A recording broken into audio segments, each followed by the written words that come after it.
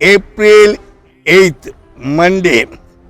ప్రకటన గ్రంథము 3:8. ఇదిగో తలుపు నీ యొద్ద తీసి ఉంచున్నాను. I have set before you an open door. देख मैंने तेरे सामने एक द्वारा खोल रखा है. ప్రియులారా, తలుపులు తీసినప్పుడు లోనికి వెళ్ళాల. సువార్త ద్వారాలంగా తెరవబడి ఉన్నాయి. తెరవబడినప్పుడే దేవుని కొరకు ప్రయాసపడాల. యెషయా గ్రంథం 22:22లో నేను దావీదు ఇంటి తాలపు అధికార భారమును అతని భుజం మీద ఉంచెను, అతడు తీయగా ఎవడును ముయ్యదారుడు, అతడు ముయ్యగా ఎవడు తీయదాడు. అవును, దేవుడు తలుపు తీస్తే ఎవరు ముయ్యలేరు, ఆయన మూస్తే ఎవరు తెరవలేరు. కాబట్టి తీసినప్పుడు మనం సద్వినియోగం చేసుకోవాలి. మత్తయి 25:11లో అంతలో తలుపు వేయబడిన. ఆ తరువాత తక్కిన కన్యకలు వచ్చి, అయ్యా మాకు తలుపు తీయమని అడుగుతున్నారు. ఎందుకంటే 10 మంది పెళ్లి కుమారుని ఎదుర్కొనేందుకు వెళ్ళారు. అయితే 10 మంది నిద్రపోయారు. అయితే పెళ్లి కుమారుని శబ్దం విని 10 మంది లేచారు.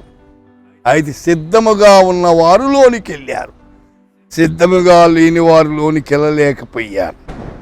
అపొస్తలుల కార్యం 26:18లో వారి చీకట్లో నుండి వెలుగులోనికి, సాతాను అధికారముల నుండి దేవుని వైపును తిరిగి నా యందు విశ్వాసము చేత పాపక్షమాపణను పరిశుద్ధపరచబడిన స్వాస్థ్యమును పొందినట్టు వారి కన్నులు తెరుచుటకై నేను నిన్ను వారి యొద్దకు పంపిన్నాను అంటాం.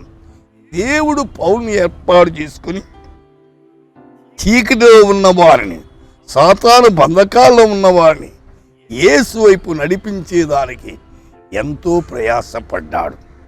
అవును, ఈ కడవరి దినాల్లో నశించిపోతున్న వారిని మనం వెదకి రక్షించేదానికి దేవుడు మనం వాడుకోవాలి.